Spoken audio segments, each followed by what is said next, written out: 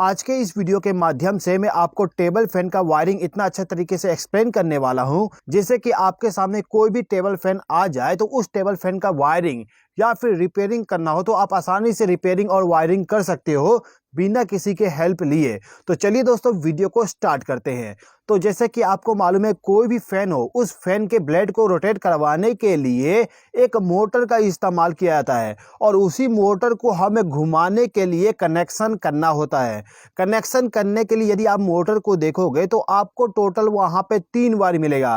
किसी किसी में 4 वायर भी मिल सकता है, लेकिन मोस्टली कंडीशन में आपको 3 ही वायर मिलेगा। ओके, अब जो हमारा टेबल फैन होता है उस टेबल फैन में आप लोगों ने देखे होंगे एक स्विच लगा होता है इस टाइप का। ये जो स्विच है, इस स्विच को प्रेस करके हम फैन के स्पीड को कंट्रोल करते हैं। ओके, अब इसके बाद दोस्तों जो हमारा टेबल फैन होता है, टेबल फैन के अंदर में एक रेसिस्टर लगा होता है। ये जो रेसिस्टेंस है, इसका काम ये होता है कि जो हमारा टेबल फैन है, इस टेबल फैन को कम पावर सप्लाई प्रोवाइड कर सके। यानी कि अगर मैं आपको सिंपल भाषा में एक्सप्लेन करूं तो जो हमारा रेसिस्टेंस है, इस रेसिस्टेंस के द्वारा ही हम टेबल फैन के स्पीड को कंट्रोल करते हैं। यदि आप फैन के स्पीड को कम करने के लिए या फिर ज्यादा करने के लिए स्विच को प्रेस करते हो और उस कंडीशन में हमारा जो फैन है उस फैन का स्पीड कंट्रोल नहीं होता है, यानी कि कम ज्यादा नहीं होता है, तो यहाँ पे सबसे ज्यादा चांस होता है कि हमारा जो रेसिस्टेंस है, रेसिस्टेंस हमारा खराब हो गया। तो स्विच और रेसिस्टेंस के द्वारा हम फैन के स्पीड को कंट्रोल करते हैं।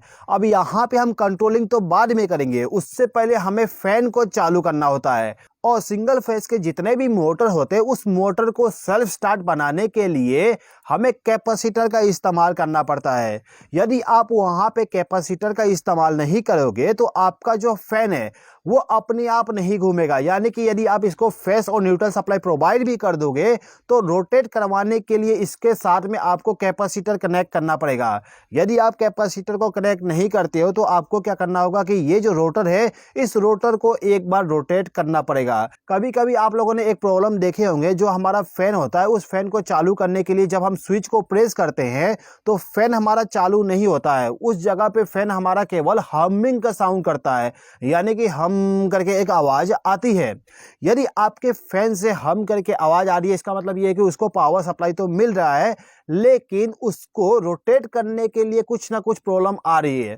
प्रॉब्लम यही होगा कि आपका जो कैपेसिटर है, कैपेसिटर का वायर डिस्कनेक्ट हो चुका है, या फिर हो सकता है कि आपका जो कैपेसिटर है वो वीक हो गया हो, या फिर आपका कैपेसिटर खराब हो गया हो। तो किसी भी सिंगल फेस मोटर में यदि ये प्रॉब्लम आता है कि वो सेल्फ स्टार्ट नहीं हो पा रहा है, उसको स्टार्ट करने के लिए हमें रोटर को घुमाना पड़ रहा है, तो उस कंडीशन में आप कैपेसिटर को चेंज कर दीजिएगा, आपका प्रॉब्लम सॉल्व हो जाएगा। ओके, अब इन सभी के अलावा आपको एक प्लग टॉप का इस्तेमाल करना पड़ेगा। इस प्लग टॉप के द्वारा आप पावर सप्लाई प्रोवाइड करोगे आपके मोटर को। ओके, तो टेबल फैन में केवल इतना ही इलेक्ट्रिकल कंपोनेंट लगा होता है। अब इन सभी इलेक्ट्रिकल कंपोनेंट का वायरिंग कैसे करेंगे समझ लेते हैं।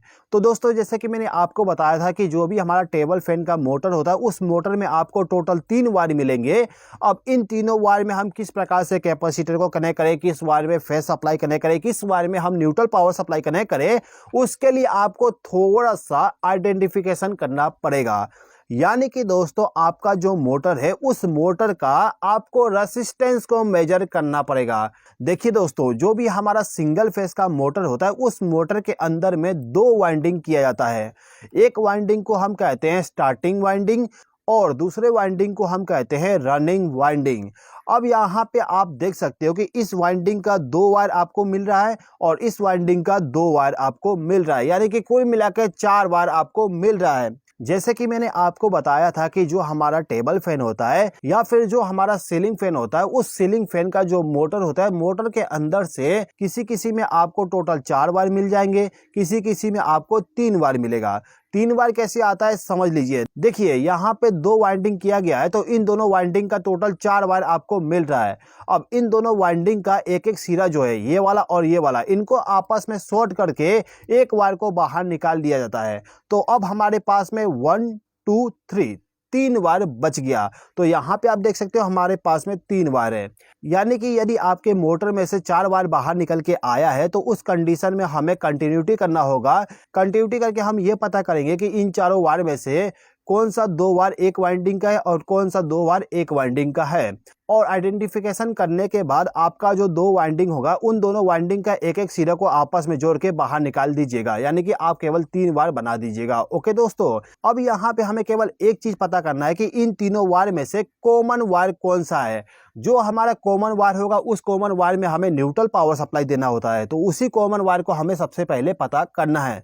आइडेंटिफिकेशन करने के लिए आपको केवल रनिंग वाइंडिंग और स्टार्टिंग वाइंडिंग का जो रेसिस्टेंस है उसको मेजर करना है, यानी कि इन तीनों वायर के बीच में रेसिस्टेंस को मेजर करना है। अभी हमारे पास में रेड, ब्लू और ब्लैक 3 वायर है, तो हम यहाँ पे लिख देते हैं ब्लैक रेड, उसके बाद ब्लू ब्लैक, उसके बाद मैंने लिख दिया रेड और ब्लैक। अब मैं यहाँ पे ये सोच लेता हूँ कि ये जो मेरा तीनों वायर है, इन तीनों वायर में से जो रेड और ब्लैक वायर है, इन दोनों के बीच में जब मैं रेसिस्टेंस को मेजर करता हूँ तो मुझे यहाँ पे रेसिस्टेंस 240 ओम मिल रहा है। इसके बाद जब मैं यहाँ पे ब्लैक और ब्लू के बीच में रेसिस्टेंस को मेजर करता हूँ तो मुझे यहाँ पे रेसिस्टेंस मिल रहा है 210 ओम।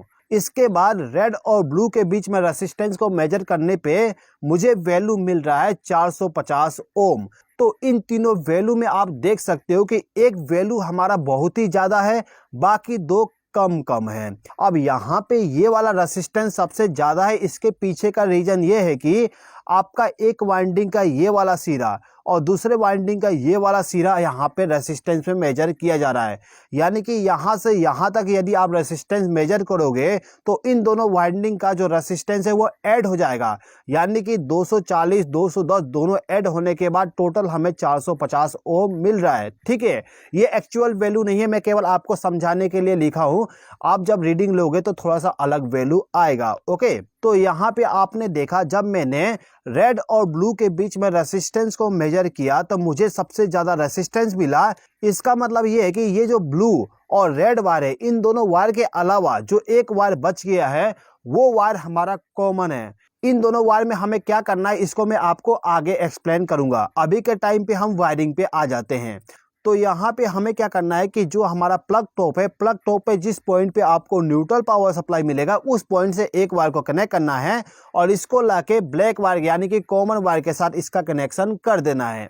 अब ये जो हमारा कैपेसिटर है, इस कैपेसिटर में हमें 2 वायर मिलता है, तो इस कंडीशन में हमें क्या करना होता है कि ये जो बाकी 2 वायर है इन दोनों वायर के साथ में इस कैपेसिटर को कनेक्ट करना है, यानी कि ब्लू वायर को ले जाके हम कैपेसिटर के एक वायर के साथ कनेक्ट कर देंगे और रेड वायर को भी ले जाके कैपेसिटर के दूसरे वायर के साथ इसका कनेक्शन कर देंगे, यानी कि कैपेसिटर को आपको उन 2 वायर के साथ कनेक्शन करना है जिसमें आपको रेसिस्टेंस सबसे ज्यादा मिला। ओके दोस्तों, अब हमें इस मोटर को फेज सप्लाई प्रोवाइड करना है। फेज सप्लाई हम डायरेक्टली ले जाके कनेक्ट नहीं करेंगे। यदि आप यहाँ पे डायरेक्टली फेज सप्लाई दे दोगे तो आपका मोटर केवल एक स्पीड पे रन करेगा, लेकिन जो हमारा टेबल फैन होता है उस टेबल फैन के स्पीड को भी हमें कंट्रोल करना है। तो हम क्या करेंगे, जो हमारा प्लग टॉप का राइट हैंड साइड वाला पिन है, यानी कि जिस पिन पे आपको फेज सप्लाई मिलेगा उस पॉइंट से एक वायर को कनेक्ट करके लेके जाइएगा और इसको ले जाके आपका जो स्विच है उस स्विच का जो स्टॉप वाला बटन है उस बटन का जो टर्मिनल होगा उस टर्मिनल के साथ इस वायर को कनेक्ट कर दीजिएगा। ओके, इस स्टॉप पुश बटन के बगल में जो स्विच है इस स्विच का इस्तेमाल करेंगे हम लो स्पीड के लिए। तो इस कंडीशन में हमें क्या करना होगा कि इसका जो टर्मिनल है उस टर्मिनल से एक वायर को कनेक्ट करके रजिस्टर को हम इनपुट पावर सप्लाई दे देंगे। याद रखिएगा इस वायर को ले जाके आपको आखिरी वाले सिरे पे कनेक्ट करना है। आप चाहे तो यहाँ पे कनेक्ट कर दीजिए या फिर यहाँ पे, आपको आखिरी सिरे पे कनेक्ट करना है, बीच में कनेक्शन नहीं करना होगा। ओके, अब लो स्पीड के ऊपर में हमारे पास में है मीडियम स्पीड वाली स्विच। अब इस स्विच का जो पॉइंट है इस पॉइंट से एक वायर को ले जाके जो हमारा रजिस्टर है रजिस्टर के बीच वाले पॉइंट पे हम इसको कनेक्ट कर देंगे। अब इसके बाद में जो एक पॉइंट बच गया है इस पॉइंट से एक वायर को ले जाके हमारा जो रजिस्टर है इसके आखिरी वाले पॉइंट के साथ कनेक्शन कर देंगे। अब इसके बाद आपको केवल एक वायर को कनेक्ट करना है, उसके बाद आपका मोटर ऑटोमेटिकली रन होना स्टार्ट हो जाएगा। आपको यहाँ पे क्या करना होगा कि आपका जो हाई स्पीड वाली स्विच है उस स्विच का जो टर्मिनल है उस टर्मिनल से एक वायर को कनेक्ट करिए, या फिर रजिस्टर का जो आखिरी वाला पॉइंट है उस पॉइंट से एक वायर को कनेक्ट करिए और इस वायर को ले जाके आपका जो टेबल फैन है उस टेबल फैन का ये जो कैपेसिटर वाला वायर है इन दोनों वायर में से किसी भी एक वायर के साथ इस वायर को ले जाके कनेक्ट कर दीजिएगा। ओके दोस्तों, अब इसके बाद जो हमारा टेबल फैन है, इस टेबल फैन को हमें अर्थिंग भी प्रोवाइड करना है, जिससे कि यदि इसका वाइंडिंग में कोई प्रॉब्लम आता है तो इसके मोटर के बॉडी में करंट ना आए। तो हम क्या करेंगे, ये जो मोटा वाला पिन है, इस पिन के साथ एक वायर को कनेक्ट करेंगे और इसको ले जाके मोटर के बॉडी के साथ इसको कनेक्ट कर देंगे, यानी कि अर्थिंग हम इसको प्रोवाइड कर देंगे। ओके दोस्तों, अब यहाँ पे हमारा कनेक्शन कंप्लीट हो गया, तो थोड़ा सा हम ये भी समझ लेते हैं कि कैसे ये फैन हमारा वर्क करता है। तो देखिएगा दोस्तों, ये जो हमारा प्लग टॉप है, इस प्लग टॉप को जब आप पावर सप्लाई में कनेक्ट करके स्विच को ऑन करते हो तो इस कंडीशन में हमारा फेस सप्लाई यहाँ से जाके स्विच के पास में पहुंच जाता है और neutral power supply directly motor को मिल जाएगा। अब हमें यहाँ पे फेस सप्लाई को लेके जाना है इस मोटर तक। तो इसके लिए हमें क्या करना होगा, ये जो तीनों स्विच है, इन तीनों स्विच में से एक स्विच को प्रेस करना है। आप इसको प्रेस कर दीजिए या फिर इसको या फिर इसको, तीनों में से कोई भी प्रेस कर दीजिए, पावर सप्लाई फ्लो होते हुए डायरेक्ट मोटर तक जाएगा।